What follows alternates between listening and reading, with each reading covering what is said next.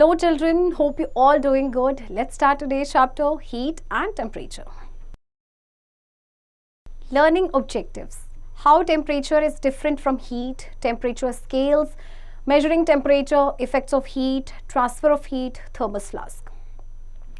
During winters, we wear woolen clothes to keep ourselves warm. In summers, we wear light colored cotton clothes because they keep us cool. In our daily life, we come across many hot and cold objects. A frying pan placed over a burning stove will be hot, whereas a water bottle kept inside a refrigerator will be cold. But how do we measure the degree of hotness or coldness of an object? We normally do this by touching the object. However, our sense of touch is not always a reliable measure to understand the hotness or coldness of the object. Winters में हम woollen clothes पहनते हैं अपने आप को गर्म रखने के लिए, समर्स में हम कॉटन क्लोथ्स पहनते हैं अपने आप को ठंडे रखने के लिए, और डेली लाइफ में भी हमें बहुत सारी ऐसी चीज़ें मिलती हैं जो ठंडी होती हैं, कुछ गर्म होती हैं. तो सिर्फ टच करने से ही हमें पता चल जाता है कि ये चीज़ गर्म है या ठंडी है. लेकिन ये जो सेंस ऑफ टच है एक रिलायबल मेजर तो नहीं है ये चेक करने का कि कोई भी ऑब्जेक्ट कितना हॉट है और कितना कोल्ड है. Activity 1. Take 3 bowls and fill them with hot water, cold water and normal water respectively.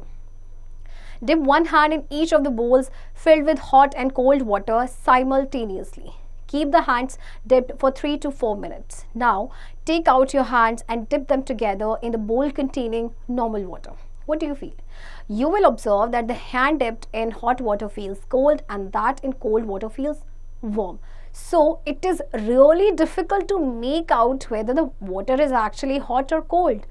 Why is it so that the same water feels warm to one hand and cold to the other hand? This activity shows that the classification as hot and cold on the basis of touch is not always correct, and touch is not a very reliable way of measuring the hotness or coldness of an object. आपको 3 bowls लेने हैं, एक में गर्म पानी, एक में ठंडा पानी और एक में नॉर्मल वाटर. ओके अब आपने एक हैंड को डिप करना है जो बोल आपका हॉट वाटर से फिल्ड है, और एक को आपने करना है डिप कोल्ड वाटर में.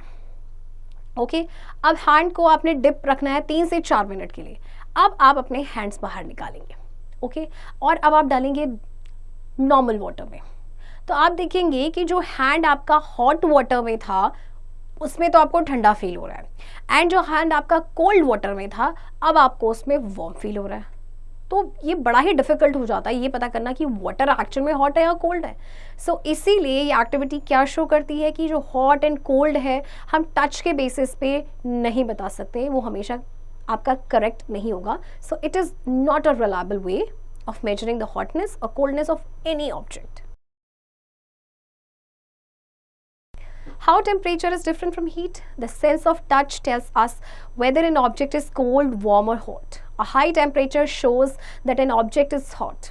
A low temperature shows that an object is cold. So the temperature is a reliable measure of the degree of hotness or coldness of an object. That is how hot or cold an object is. It is measured using a device called a thermometer. The thermometer of an object increases on increasing the heat and decreases on decreasing the heat. So what is heat? Heat is a form of energy which causes in us the sensation of warmth or coldness. For example, when we stand near the fire or touch a pot kept on the gas stove, we feel a sensation of hotness. Similarly, when we touch an ice cube, we feel the sensation of coldness. It is because an object appears hot when our hand receives heat from it and appears cold when heat passes from our hand to the object. Thus, heat transfers from one body to another due to temperature difference between them. Heat is measured in calories or joule. अच्छा देखिए, जो sense of touch है हमें ये बताता है कि कोई भी ऑब्जेक्ट हॉट है, कोल्ड है, वार्म है या हॉट है. हाई टेम्परेचर का मतलब क्या है कि ऑब्जेक्ट हॉट है, लो टेम्परेचर का मतलब क्या है कि कोल्ड है. सो जो टेम्परेचर है वो आपका एक रिलायबल मेजर है कि कोई भी चीज़ कितनी हॉट या कोल्ड है. तो इसको मेजर किया जाता है एक स्पेशल डिवाइस से जिसे कहा जाता है थर्मोमीटर. तो जैसे देखिए आपका टेम्परेचर होता है किसी भी सब ऑब्जेक्ट का इंक्रीज होता है जैसे हीट इंक्रीज होती है, और डिक्रीज हो जाता है जैसे हीट आपकी डिक्रीज होती है, क्योंकि हीट आपकी एक फॉर्म ऑफ एनर्जी है जो एक सेंसेशन क्रिएट करती है, सेंसेशन कॉज करती है ऑफ वार्मथ एंड कोल्डनेस. जैसे कि आप फायर के पास होते हैं, ओके खड़े होते हैं, या फिर एक पॉट को आप टच करते हैं जो गैस स्टोव पे रखा हुआ है, तो हमें सेंसेशन फील होती है हॉटनेस की. उसी तरह से जब आप आइस को टच करते हैं तो हमें कोल्डनेस की सेंसेशन फील होती है, राइट? क्योंकि देखिए एक ऑब्जेक्ट हमें हॉट अपीयर इसीलिए लगता है बिकॉज हमारे जो हैंड है वो हीट रिसीव कर रहे हैं उससे, एंड कोल्ड इसलिए हमें लगता है क्योंकि जो हीट है हमारी हैंड की वो पास हो रही है ऑब्जेक्ट। ओके, सो जो हीट है वो वन बॉडी टू अनदर पास होती है because of the difference in temperature, and heat को मेजर किया जाता है ईदर इन कैलोरीज और joule. Difference between heat and temperature. So here is a table given and this is the difference between heat and temperature. Heat is a form of energy. Temperature is the degree of hotness and coldness. Heat causes a change in the temperature of the body. Temperature is the effect of heat. Heat is measured in calories or joules. Temperature is measured in degree Celsius or degree Fahrenheit. Heat आपकी energy का form है, जबकि temperature आपकी है degree of hotness and coldness. Heat जो है, heat क्या करता है? Heat causes a change in the temperature of a body, जबकि टेम्परेचर जो है वो इफेक्ट ऑफ हीट है।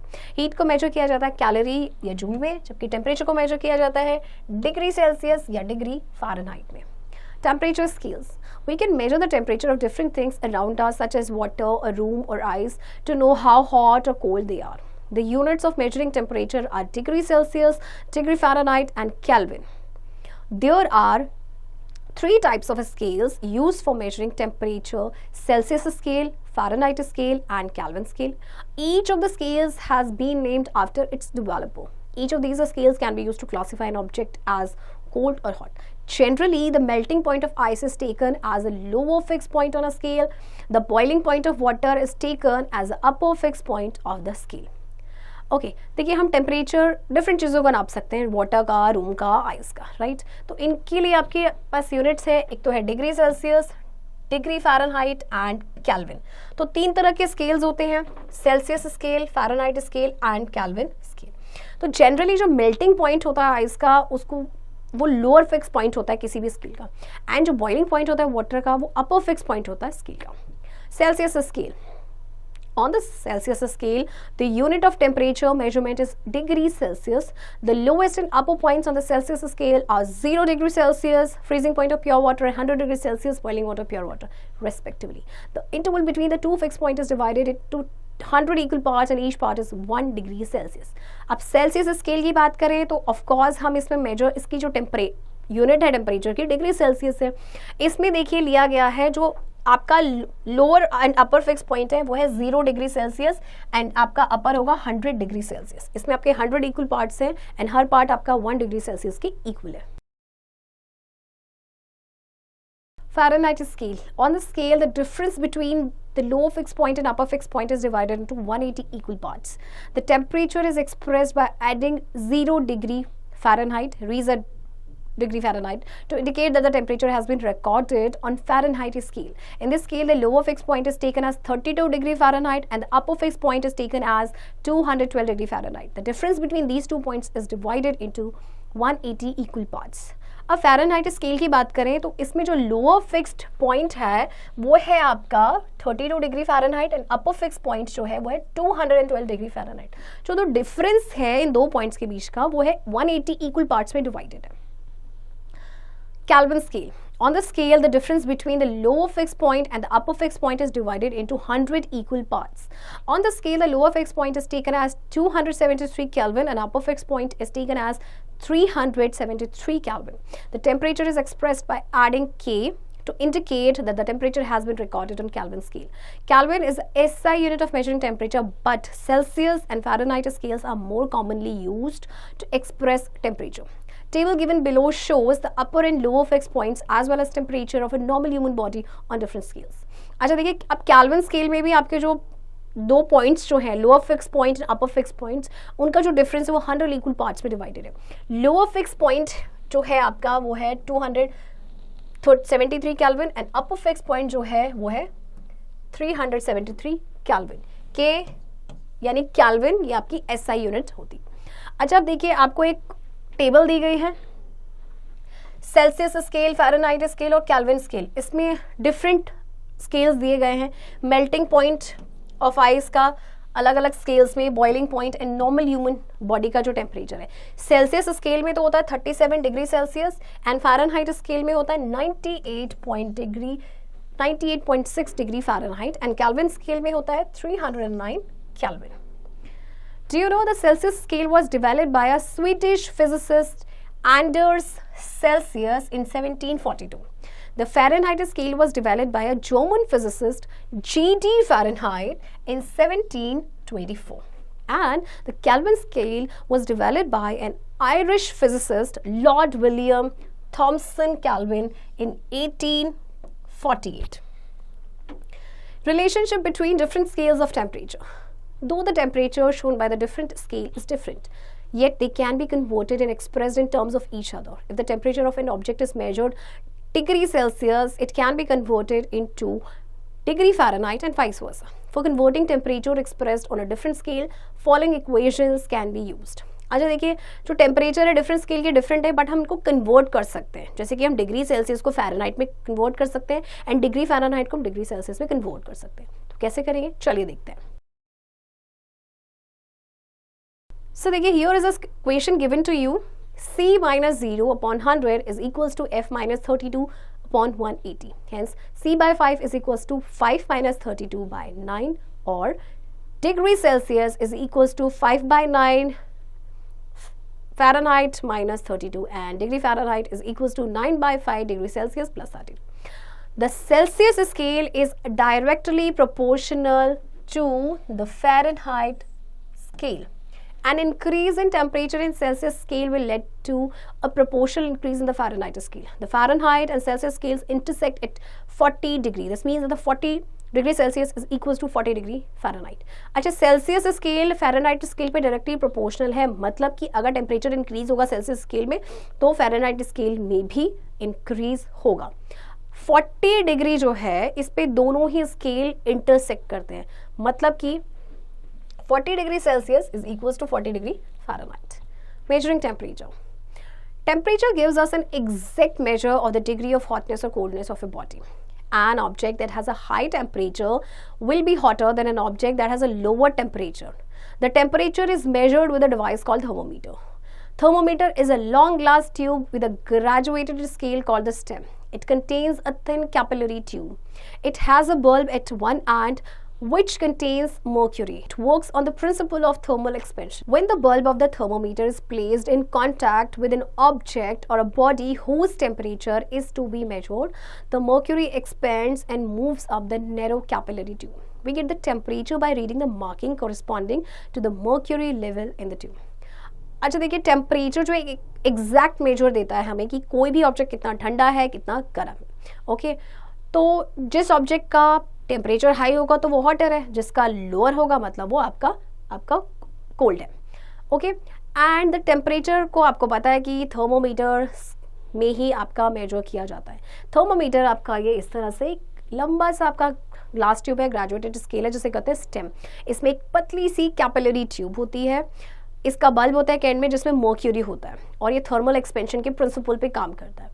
तो जब बल्ब होता है थर्मोमीटर को, उसको रखा जाता है किसी भी ऑब्जेक्ट के कॉन्टैक्ट में या बॉडी में जिसका टेम्परेचर हमें मेजर करना है. मर्क्यूरी एक्सपेंड हो जाता है एंड वो नैरो कैपिलरी ट्यूब में क्या करता है, मूव करता है, और फिर हमें टेम्परेचर, उसमें कुछ मार्किंग्स होती हैं, रीडिंग्स होती हैं, उन रीडिंग्स को हम देखते हैं एंड हमें पता चलता है कि कितना टेम्परेचर है.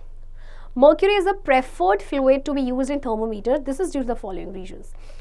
It easily expands when heated and contracts when cooled. The boiling point of mercury is 356.9 degrees Celsius, while its freezing point is 38.87 degrees Celsius, thus providing a wide range of temperature. It is opaque and shiny. It does not stick to the glass tube. अब mercury को ही क्यों use किया जाता है? सबसे पहले तो easily expand हो जाता है जब हीट होता है और कॉन्ट्रैक्ट हो जाता है जब कूल होता है. इसका बॉइलिंग पॉइंट और जो इसका फ्रीजिंग पॉइंट है, इसमें एक वाइड वैरायटी या वाइड रेंज ये टेम्परेचर का प्रोवाइड करता है. ओपेक एंड शाइनी होता है, और ग्लास ट्यूब से सबसे अच्छी बात ये चिपकता नहीं है. Let us study the different types of thermometers. Clinical thermometer. The normal human body temperature is 37 degree Celsius or 98.6 degree Fahrenheit. If the body temperature exceeds this temperature, the person is said to have fever. It ranges from 35 degrees Celsius to 42 degrees Celsius. So human body temperature does not go below 35 degrees Celsius or above 42 degrees Celsius. In Fahrenheit clinical thermometer, the temperature ranges from 94 degree Fahrenheit to 108 degree Fahrenheit. Some clinical thermometers show both scales, the Celsius scale and the Fahrenheit scale. The normal body temperature is marked on both the scales. Normal body temperature अगर हम Celsius की बात करें तो इतना है और Fahrenheit की बात करें तो इतना है. यानी कि जो बॉडी टेम्परेचर है वो आपका अगर इससे एक्सीड हो जाता है तो इसका मतलब पर्सन को फीवर है. तो इसका रेंज होता है आपका 35 डिग्री सेल्सियस से 42 डिग्री सेल्सियस. तो ह्यूमन बॉडी जो टेम्परेचर है वो 35 डिग्री सेल्सियस से नीचे नहीं जाएगा एंड 42 डिग्री से ऊपर नहीं जाता. और जबकि फ़ारेनहाइट क्लिनिकल थर्मोमीटर में ये रेंज होती है तुम्हारी 94 degree Fahrenheit to 108 degree Fahrenheit. A clinical thermometer consists of a sealed glass tube called a stem and has the following parts. A bulb. The bulb contains mercury, a substance that moves through the stem to indicate the temperature. See, this is the bulb. Okay? And यहाँ पे क्या होता है आपका mercury होता है. A scale. The scale helps us measure temperatures accurately. And a kink. The kink present just above the mercury bulb prevents mercury from falling back into the bulb after measurement. अच्छा, इसके बाद आपका जो kink होता है ना, kink ये just आपके यहाँ ऊपर होता है बल्ब के ऊपर. ओके और ये क्या करता है कि मर्क्यूरी को वापस से बल्ब में गिरने नहीं देता after measurement. The temperature of human body is measured by holding the thermometer under the tongue or in the armpit for around a minute. The mercury in the bulb expands and rises into the thread due to body heat.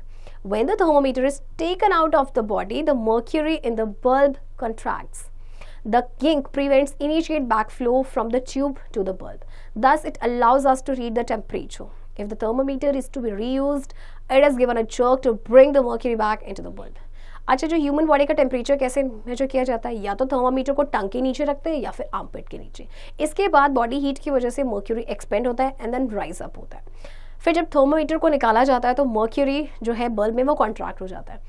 Kink जो है इसमें आपका जो यहाँ ठीक bulb के ऊपर है, ये क्या प्रिवेंट करता है कि वो एकदम से वापस जो मर्क्यूरी वापस बल्ब में नहीं जाता, इससे कि हम टेम्परेचर को रीड कर पाते हैं. और इसके बाद अगर थर्मोमीटर को दोबारा से रीयूज़ करना तो उसको एक जर्क दिया जाता है, और जर्क करते क्या होता है कि जो मर्क्यूरी होता है वो बल्ब में वापस आ जाता है. Steps for reading a thermometer. Hold the thermometer stem at eye level and rotate it gently until you see the mercury column. Read the number where the end point of the mercury column rests to know the temperature. आपने देखिए thermometer के stem को एकदम आई level पे रखना है and उसको gently rotate करना है जब तक कि आपके मर्क्यूरी कॉलम ना दिखे, और उसके बाद उसके ऊपर जो नंबर होगा उसको रीड करना है. यानी जो एंड पॉइंट होगा मर्क्यूरी का वहाँ पे जो नंबर है उसे रीड करना है. Precautions while using a clinical thermometer. The thermometer should be cleaned with an antiseptic solution before and after each use. Hold the temperature close to your eyes in a tilted position. Always hold the thermometer from the stem and not from the bulb. The mercury level should be less than 35 degrees Celsius. If it is not less than that, give a small jerks to the thermometer till it comes below 35 degrees Celsius. सबसे पहले thermometer clean होना चाहिए किसी antiseptic solution से before and after use. Okay, temperature को आपने hold करना है अपने आइस के पास रखे इन अ टिल्टेड पोजीशन. थर्मोमीटर को आपने हमेशा स्टेम से होल्ड करना है, not from the bulb. And mercury level जो है आपका हमेशा लेस देन 35 डिग्री सेल्सियस होना चाहिए, और अगर वो 35 डिग्री से कम नहीं है तो एक उसको स्मॉल जर्क देंगे तो वो 35 डिग्री सेल्सियस पे आ जाएगा. While giving jerks, take care not to hit the thermometer against hard object. If it breaks, the mercury will scatter. Mercury is highly toxic or poisonous. Wash the thermometer again after use. Clinical thermometer might break if it is dipped in hot liquids or kept outside in the sun or close to any other source of heat. इसके बाद देखिए, जब आप jerk दे रहे हैं तो क्या करना है कि उसको जेंटली उसको जर्क करना है. ऐसा ना हो कि किसी हार्ड ऑब्जेक्ट पे वो स्ट्राइक हो जाए, इससे वो ब्रेक हो जाएगा एंड मर्क्यूरी स्कैटर हो जाएगा. ना मर्क्यूरी आपको पता है इट इज़ हाईली टॉक्सिक और पॉइजनस. थर्मोमीटर को वॉश करना है हर यूज़ के बाद. क्लिनिकल थर्मोमीटर को अगर आपने हॉट लिक्विड्स में डिप कर दिया है या बाहर रख दिया सन में या किसी भी सोर्स ऑफ हीट के पास रख दिया तो वो ब्रेक हो जाएगा. Laboratory thermometer. A laboratory thermometer is used to measure the temperature of substances other than human beings. It measures the temperature with high accuracy and has a temperature range of 10 degrees Celsius to 110 degrees Celsius. अच्छा, laboratory thermometer को use किया जाता है human being के temperature के अलावा कुछ और मेजर करने के लिए। ये इसमें हाई एक्यूरेसी के साथ ये टेम्परेचर को मेजर करता है और इसका टेम्परेचर रेंज होता है आपका 10 डिग्री सेल्सियस से 110 degree Celsius. Like clinical thermometer, a laboratory thermometer is made up of a long glass tube called stem. The various degrees of a scale are marked on the stem. On one end of the stem has a glass bulb filled with mercury. There is a capillary inside the glass stem which is connected to the bulb. The temperature is measured by the level of mercury in the capillary. तो देखिए जैसे आपका clinical thermometer आपका एक बना होता है long glass tube से जिसे स्टेम कहते हैं, लेबोरेटरी थर्मोमीटर भी आपका इसी तरह से बना होता है। इसमें वेरियस डिग्रीज होती हैं, स्केल की मार्क की जाती हैं। एक एंड पे होता है स्टेम के ग्लास बल्ब जिसमें आपका मर्क्यूरी फिल्ड होता है एंड एक कैपिलरी होती है ग्लास स्टेम के अंदर जो कि आपका कनेक्टेड होता है बल्ब से। Okay, a laboratory thermometer might have mercury or alcohol as a liquid medium which uniformly expands on heating. अब लेबोरेटरी थर्मोमीटर में या तो मर्क्यूरी भी हो सकता है या फिर अल्कोहल भी हो सकता है एज अ लिक्विड मीडियम, क्योंकि दोनों यूनिफॉर्मली एक्सपेंड होते हैं हीट होने पे। Precautions while using a laboratory thermometer. To measure temperature of a substance, for example, the temperature of water in a beaker, the thermometer should be immersed in the water and held upright. The bulb of the thermometer should not touch the sides or base of the beaker. Once immersed, the mercury begins to rise. It is only when the mercury stops rising should the temperature reading be noted. While taking the temperature reading, the thermometer should be held in line with the eye of the observer. Read the temperature at which the mercury line ends. आपको क्या precautions रखने हैं? सबसे पहले कि आपको जो अगर किसी भी सब्सटेंस का टेम्परेचर मेजर करना है, फॉर एग्जांपल वाटर का, तो थर्मोमीटर जो है वाटर में इमर्ज होना चाहिए एंड उसको अपराइट हेल्ड करना है। एंड जो बल्ब होता है थर्मोमीटर का वो बीकर के बेस या साइड्स को नहीं टच करना चाहिए। जब एक बार इमर्ज कर दिया जाए तो मर्क्यूरी राइज होना शुरू हो जाता है। ओके, और मर्क्यूरी तभी आपका स्टॉप होगा जब टेम्परेचर की रीडिंग नोट हो जाएंगे। एंड जब आप टेम्परेचर रीडिंग ले रहे हैं तो थर्मोमीटर को आपने होल्ड करके रखना है in the line with the I of the observer, यानी जो उसको ऑब्जर्व कर रहा है। फिर टेम्परेचर को रीड करना है कि किस लाइन पे मर्क्यूरी, कहाँ पे मर्क्यूरी लाइन एंड होती है। Digital thermometer. Mercury is toxic and is also difficult to dispose of when a thermometer breaks. So nowadays, digital thermometer are used instead of clinical thermometers. A digital thermometer is easy to use and handle. Also, it does not contain mercury. It displays a correct temperature on a display screen. अब mercury ना बहुत ही toxic होता है, उसको dispose करना भी काफ़ी मुश्किल होता है एक बार अगर थर्मोमीटर ब्रेक हो गया तो आजकल एक डिजिटल थर्मोमीटर है उसको यूज़ किया जाता है। डिजिटल थर्मोमीटर जो एग्जैक्ट रीडिंग उसमें देते हैं उनको हैंडल करना भी काफ़ी इजी होता। और सबसे बड़ी बात इसमें मर्क्यूरी नहीं होता। Maximum minimum thermometer. To measure the maximum and minimum temperatures of a day, we use a maximum minimum thermometer. These U-shaped thermometers are used for forecasting the weather. अच्छा, आपने वेदर देखा है? हमें कब बताते हैं कि मिनिमम वेदर इतना रहेगा, मैक्सिमम इतना रहेगा, तो इनको मेजर करने के लिए एक थर्मोमीटर होता है जो इसे कहते हैं मैक्सिमम मिनिमम थर्मोमीटर। ये यू शेप का होता है। Different types of thermometer: clinical thermometer, laboratory thermometer and digital thermometer. देखिए तीनों तरह के आपको थर्मोमीटर्स दिए गए हैं एंड तीनों के बीच का डिफरेंस दिया गया है कि लाइक इनका टेम्परेचर रेंज कहाँ से कहाँ शुरू होता है, किस में मर्क्यूरी होता है, किस में नहीं होता है, ओके, और किस लिए यूज़ करते हैं, लाइक बॉडी टेम्परेचर मेजर करने के लिए या किसी भी ऑब्जेक्ट को ऑब्जेक्ट का टेम्परेचर मेजर करने के लिए या फिर वेदर फोरकास्टिंग के लिए। Effects of heat. What happens to an object when it is heated? Does heat bring some change in an object? Let us understand the effect of heat on objects. Change in temperature. The temperature of an object increases when we heat it.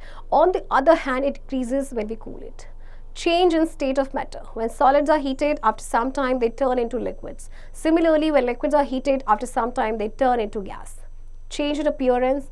A cooked vegetable looks different from the raw vegetable. A chapati looks different from the dough. Change in volume. All state of matter, that is solid, liquid and gases, expand on heating.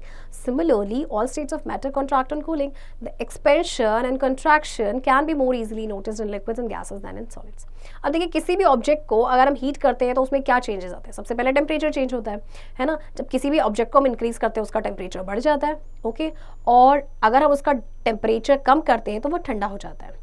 State of matter में change आता है, जैसे कि अगर आप solid को heat करेंगे तो कुछ टाइम पे वो लिक्विड में कन्वर्ट हो जाएंगे, लिक्विड को हीट करेंगे तो गैस में कन्वर्ट हो जाएंगे। अपीयरेंस में चेंज हो जाता है, जैसे कुक्ड वेजिटेबल है वो रॉ वेजिटेबल से बिल्कुल डिफरेंट दिखते हैं, है ना, जब आप उन्हें हीट करते हैं तो उनका अपीयरेंस ही चेंज हो जाता है, वॉल्यूम चेंज हो जाता है। आपके जितने भी स्टेट्स ऑफ मैटर है यानी कि सॉलिड, लिक्विड एंड गैस, आपको पता है हीट होने पे एक्सपेंड होते हैं, और इसी तरह से solid, liquid and gas cool होने पे कॉन्ट्रैक्ट भी होते हैं। तो जो एक्सपेंशन एंड कॉन्ट्रैक्शन है आप लिक्विड्स एंड गैसेस में बहुत ही ईजिली ऑब्जर्व कर सकते हैं comparatively solids. Transfer of heat. What happens when a cold metal container is placed in contact with a hot metal container? The cold container gets warm after some time and the hot container gradually cools down. This happens because there is transfer of heat from the hot container to the cold container. As the transfer of heat occurs from the hot container, its temperature starts decreasing. That is, it begins to cool down. On the other hand, the cold container is receiving the heat, so its temperature begins to increase. The transfer of heat always takes place from the object at a higher temperature to the object at a lower temperature. This transfer of heat continues until both the objects have reached the same temperature. The various methods by which heat is transferred are conduction, convection and radiation. Let us understand these methods in detail. अच्छा देखिए, एक cold metal container को आप hot metal container के पास रख दीजिए, okay तो जो कोल्ड कंटेनर है वो वार्म हो जाएगा थोड़ी देर के बाद, और जो हॉट कंटेनर है वो धीरे धीरे ठंडा हो जाएगा। ऐसा क्यों होता है? क्योंकि जो ट्रांसफर ऑफ हीट हो रही है हीट हॉट कंटेनर से कोल्ड कंटेनर में, ओके एंड जब ये ट्रांसफर ऑफ हीट हो रहा है, ये आपका जब हॉट कंटेनर से हो रहा है तो इसका टेम्परेचर डिक्रीज हो रहा है, ओके और ये ठंडा होना स्टार्ट हो रहा है, जबकि जो कोल्ड कंटेनर है वो हीट को रिसीव कर रहा है और इसीलिए उसका टेम्परेचर बढ़ रहा है। तो देखिए ये जो ट्रांसफर है कंटिन्यू होता रहेगा हीट का जब तक कि दोनों सेम टेम्परेचर पे नहीं आते। तो 3 मेथड्स हैं जिसके थ्रू जो है हीट ट्रांसफर होती है। So these are the 3 methods. Number 1 is conduction. Conduction is the process of heat transfer that occurs when two objects are in direct contact with each other. Heat is transferred from one particle to another through vibrations and the particles themselves do not move. Conduction में क्या होता है कि जो दो object एक दूसरे के डायरेक्ट कॉन्टैक्ट में होते हैं, हीट जो है वो ट्रांसफर होती है एक पार्टिकल से दूसरे में थ्रू वाइब्रेशंस, ओके एंड जो पार्टिकल्स होते हैं वो अपने आप से मूव नहीं करते। Just like electric current, some objects allow heat to pass through them. Such objects are called conductors. Examples of conductors are iron, copper, mercury, aluminium, silver, steel, etc. Some objects do not allow heat to pass through them. Such objects are called insulators. Examples of insulators are wood, plastic, glass, water, air, paper, etc. अच्छा जैसे देखिए, जैसे कि electric current है, कुछ object होते हैं वो हीट को पास करने में हेल्प करते हैं तो उन्हें हम कहते हैं conductors. For examples all these metals. And कुछ ऐसे ऑब्जेक्ट होते हैं जो हीट को पास करने में हेल्प नहीं करते तो उन्हें हम कहते हैं इंसुलेटर, जैसे कि wood, plastic, rubber. Activity 2, to show transfer of heat by conduction. Take an iron rod, fix some paper clips on it at a small distances with the help of wax. Now fix one end of the rod to a stand. Heat the other end with a candle. You will notice that the paper clip nearest to the candle falls first as the wax melts. The paper clip nearest to the stand will fall in the end, showing that heat is transferred there later. देखिए आपको एक stand लेना है, iron rod लेनी है, उसमें paper clips को, ये जो पेपर क्लिप्स हैं आपके थोड़े थोड़े डिस्टेंस पे आपने वैक्स की हेल्प से फिक्स करना है. ओके अब आपको एक स्टैंड पे इसको फिक्स करना है और इस तरह से कैंडल को यहाँ पे लगाना है एक एंड से. अब आप देखेंगे कि जो आपके जो पेपर क्लिप्स थे वो धीरे धीरे गिरना शुरू होंगे. पहले आपका इधर से गिरेगा, देन नेक्स्ट एंड नेक्स्ट. तो यहाँ से आपका क्या शो हो रहा है कि जो हीट है आपकी, जो आपका फर्स्ट जो पेपर क्लिप है वहां से स्टार्ट हुई एंड ट्रांसफर होना और ये एंड में यहाँ तक पहुंचा. This activity shows that heat is transferred from hot end of the rod to the cold end. Since molecules of solid do not move, they vibrate on being heated. The vibrating molecules hit the adjacent molecules which start vibrating. In this way, the vibrations and heat are transferred to molecules from the hot end to the cold end. Heat is transferred in solids through conduction only. तो ये activity क्या show कर रही है कि hot and यानी जहाँ पे आपका कैंडल था, आपका कैंडल इस तरह पे यहाँ पे था, है ना, तो इस एंड से वो कोल्ड एंड तक गए. ठीक है. अब जो मॉलिक्यूल्स हैं सॉलिड के वो मूव नहीं करते, वो वाइब्रेट होते हैं जब वो हीट होते हैं. तो जो वाइब्रेटिंग मॉलिक्यूल्स हैं वो एडजेसेंट मॉलिक्यूल्स को हिट करते हैं, देन वो वाइब्रेट होना स्टार्ट होते हैं. तो इस तरह से जो वाइब्रेशंस हैं और जो हीट है वो ट्रांसफर होती है हॉट एंड से कोल्ड एंड पे। एंड सॉलिड्स में जो हीट ट्रांसफर होती है, रिमेंबर दैट, वो कंडक्शन के थ्रू ही होती है। Applications of insulators and conductors. Cooking utensils are good conductors of heat so that food can be cooked in the shortest time, properly and efficiently. Copper, brass, and aluminium are used to make utensils. Animal fur is a bad conductor of heat. Therefore, animals stay warm in cold weather conditions. Vehicles which carry petrol or diesel are covered with materials that are insulator to prevent the vehicles from catching fire when exposed to heat. Handles of the cooking utensils are made of insulators such as wood or plastic, which prevent them from becoming too hot, and we can hold the handles with ease while cooking. Wool is a bad conductor of heat. People wear light or thick woolen clothes depending upon the cold weather conditions. This is because they do not let body heat escape, thereby keeping us warm during the cold winters. अब इनकी applications क्या हैं देखिए, insulators and conductors की दोनों की। Cooking utensils आपने देखे ये गुड कंडक्टर्स ऑफ हीट होते हैं। क्यों? क्योंकि फूड जो है आपका शॉर्टेस्ट टाइम में बन जाए प्रॉपरली और एफिशिएंटली। एनिमल फर बैड कंडक्टर होता है हीट का, इसीलिए एनिमल्स जो है कोल्ड वेदर कंडीशंस में भी वो उनकी बॉडी वार्म रहती है। व्हीकल जिसमें आपका पेट्रोल या डीजल जाता है वो हमेशा ऐसे मटेरियल से कवर्ड होते हैं जो इंसुलेटर हो, ताकि जो व्हीकल में फायर ना लगे व्हेन एक्सपोज टू हीट। आपके जो खाना बनाने के बर्तन होते हैं उनके हैंडल्स आपने देखे होंगे वुड या प्लास्टिक के बने होते हैं, क्योंकि इंसुलेटर है, ठीक है। जब वो हीट होगा यूटेंसिल तो जो हैंडल है जो वुड या प्लास्टिक का बना है वो गर्म नहीं होगा और हम उसे ईजिली हैंडल कर सकते हैं। वूल आपका बैड कंडक्टर ऑफ हीट होता है, तो लोग जो है जैसे कि जो कोल्ड वेदर कंडीशन में लोग क्या पहनते हैं, थिक वुलन क्लोथ्स पहनते हैं, राइट, क्योंकि जो ये क्या करते हैं कि बॉडी हीट को स्केप नहीं होने देते। Convection. Convection is the process of heat transfer in liquids and gases. When heated, the particles in a liquid and a gas which are at higher temperature move upward. The particles at a lower temperature fill the empty space left by the heated particles. The cycle continues and the whole fluid becomes hot. The heat is transferred by convection in liquids and gases. देखिए convection जो process है इसमें heat transfer होता है आपके liquids and gases में।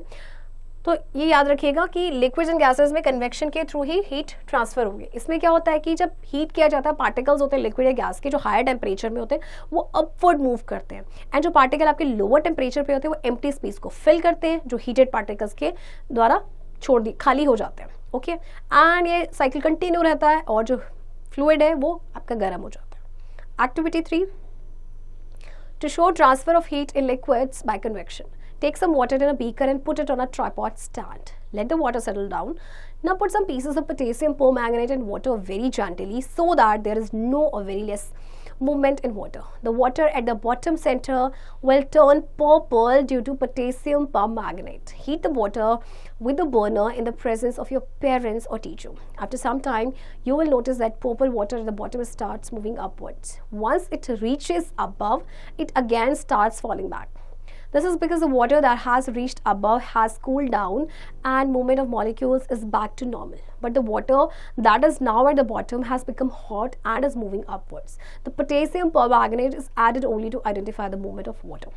देखिए आपको वाटर लेना है एक बीकर में, एक ट्राइपॉड स्टैंड पे उस पर रखना है इस तरह से, एंड वाटर को आप सेटल डाउन होने देंगे। अब इसमें पोटेशियम परमैंगनेट का एक पीस डालना है बहुत ही जेंटली। अब जो वाटर होगा बॉटम सेंटर में वो पर्पल हो जाएगा पोटेशियम परमैंगनेट की वजह से, क्योंकि इसका कलर पर्पल होता है। वाटर को हीट करना है, ओके, अपने पेरेंट्स या टीचर की प्रेजेंस में। कुछ टाइम के अब आप देखेंगे जो पर्पल वाटर है ना बॉटम में वो ऊपर आना स्टार्ट हो जाएगा, मूव करना स्टार्ट हो जाएगा, और जैसे ही ये ऊपर पहुंचेगा ये अगेन क्या होगा, ये इट विल फॉल बैक, क्योंकि जो वाटर जो आपका ऊपर पहुंच गया है ना वो कूल डाउन हो गया है, एंड जो मूवमेंट है मॉलिक्यूल्स की वो बैक हो गई है, वापस नॉर्मल पे आ गई है। तो इसीलिए जो वाटर है वो जो बॉटम पे है ना वो हॉट हो गया एंड इज मूविंग अपवर्ड्स। तो पोटेशियम परमैंगनेट को ऐड इसलिए किया जाता है क्योंकि एक तो ये कलरफुल होता है, पर्पल कलर का होता है, तो हमें वाटर का जो मूवमेंट है हम उसे आइडेंटिफाई कर पाते हैं। The water near the flame gets heated, hot water being lighter rises up and the cold water from the sides moves down to take its place.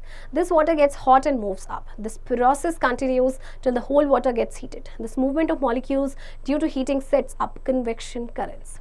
अब जो वाटर फ्लेम के पास होगा वो हीट होगा, हॉट वाटर क्योंकि lighter होता है तो राइज अप होगा, कोल्ड वाटर साइड से मूव डाउन करेगा, उसकी प्लेस लेगा, ठीक है, फिर ये वाटर हीट अप होगा, मूव अप होगा, ये प्रोसेस आपका कंटिन्यू चलता रहेगा जब तक कि पूरा वाटर आपका हीट नहीं हो जाता. Convection causes sea breeze and land breeze. Sea and land breeze occur owing to the flow of air by convection as hot fluids heat and rise and cold fluids replace them. During the day, land heats up faster than water, land being a better conductor of heat. The hot air above the land then rises up. To replace this, cooler air from the sea comes in. This is called a sea breeze. At night, land cools down faster than water because it is a better conductor of heat. The hot air above the sea then rises up. To replace this, cooler air from the land comes in. This is called a land breeze. अच्छा देखिए, सी breeze and land bridge कैसे बनते हैं. दिन के time पे क्या होता है कि जो लैंड है वो जल्दी से गर्म हो जाती है वाटर के कंपैरेटिवली. तो अब आपके देखिए लैंड आपकी गर्म होगी तो उसके ऊपर की जो एयर है वो गर्म होगी, इट विल राइज अप. अब उसकी जगह कौन लेगा, आपके जो सी, क्योंकि ठंडा है अभी, वहाँ से आने वाली ठंडी हवा. तो इसे कहा जाता है sea breeze.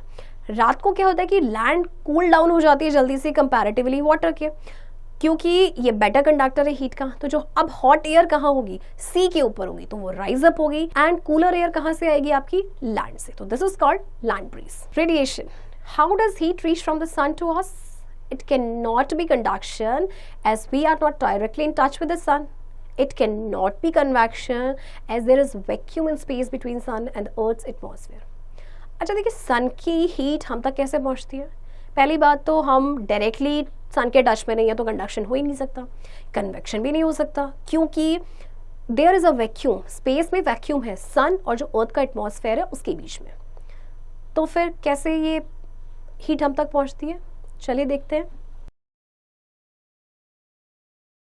Radiation is the transfer of heat without any medium such as a solid, liquid or gas. It happens in all directions from all bodies at all times. For heat transfer by radiation, bodies do not need to be in contact and neither do the particles in the bodies move. The heat from the sun reaches Earth through radiation as there is no solid, liquid or gas in outer space. Some other objects that transfer heat by radiation are bonfire, campfire, electric bulb, electric heater and microwave oven. All hot bodies radiate heat. देखिए, radiation जो है इसमें heat का transfer होता है बिना किसी medium के, यानी ना तो सॉलिड की रिक्वायरमेंट है, ना लिक्विड की रिक्वायरमेंट है, ना ही गैस की. ये हर डायरेक्शन में होता है और from all bodies at all times. और जब आपका जो हीट ट्रांसफ़र होता है बाय रेडिएशन, बॉडीज़ को कॉन्टैक्ट में रहने की ज़रूरत भी नहीं होती है, ओके. और ना ही पार्टिकल्स जो होते हैं बॉडीज़ में वो मूव करते हैं.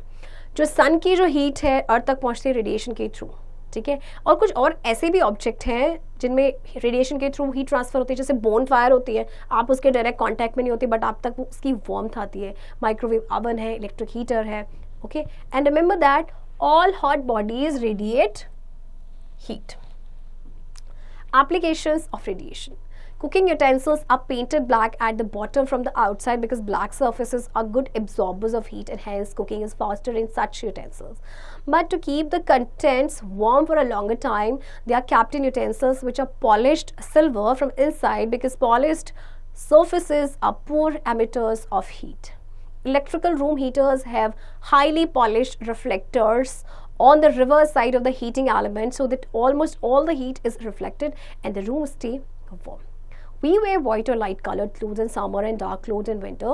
This is because light colors are the best reflectors of heat. Light colored clothes reflect most of the heat falling on them.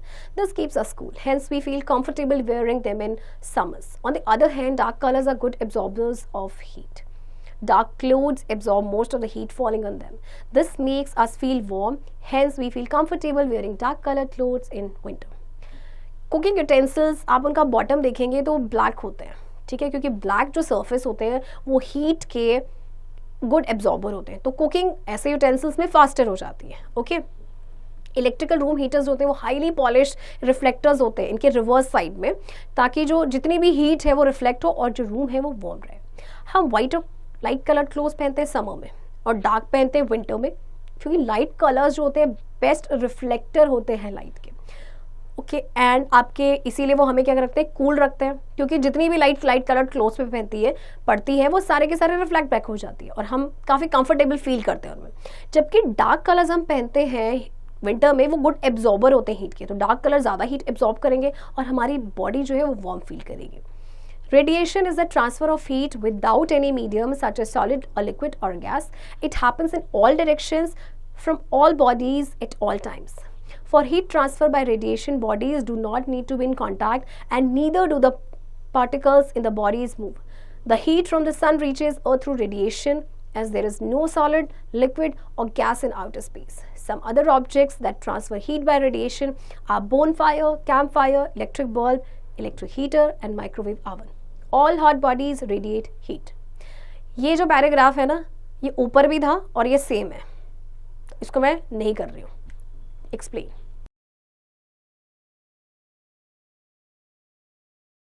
Differences between 3 methods of transfer of heat. अच्छा देखिए, सबसे पहले basis of आपको difference दिए गए हैं conduction, convection, radiation में. सबसे पहले बात करें अगर हम मीडियम की, तो कंडक्शन में ज़रूरत होती है, कन्वेक्शन में भी ज़रूरत होती है, रेडिएशन में not needed. And behaviour of molecules of medium, conduction में मॉलिक्यूल्स वाइब्रेट करते हैं, कन्वेक्शन में मूव करते हैं, जबकि रेडिएशन में क्या होते हैं, ना तो मॉलिक्यूल्स मूव करते हैं ना ही वाइब्रेट करते हैं.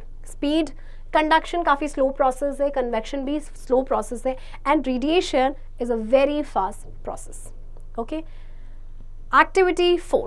To show that dark colored clothes absorb more heat than the light colored object.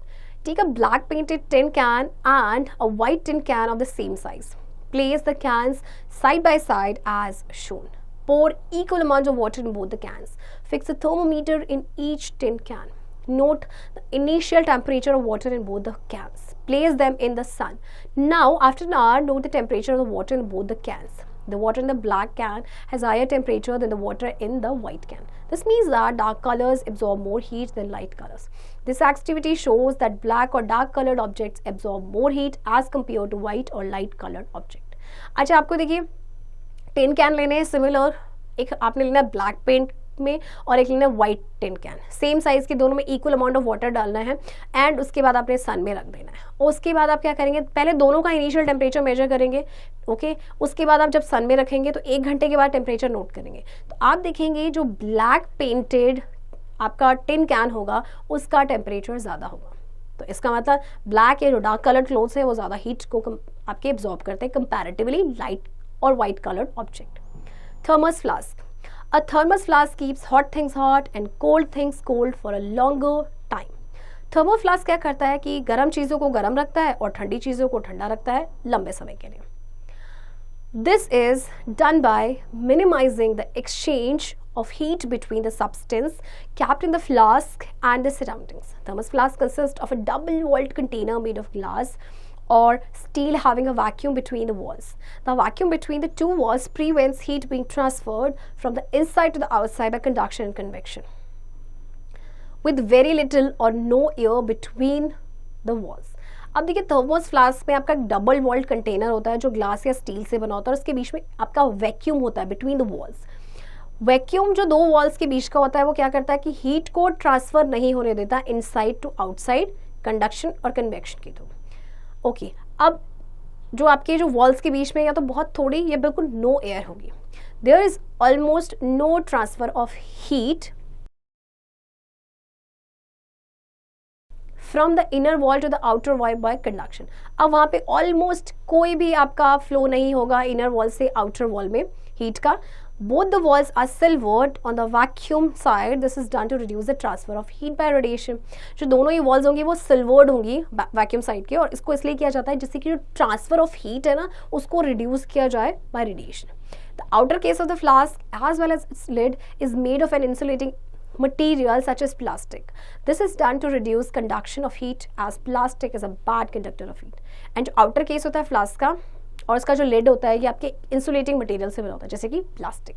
तो इसलिए किया जाता है ताकि कंडक्शन जो है हीट का उसको रिड्यूस किया जाए क्योंकि प्लास्टिक आपका बैड कंडक्टर ऑफ हीट होता है.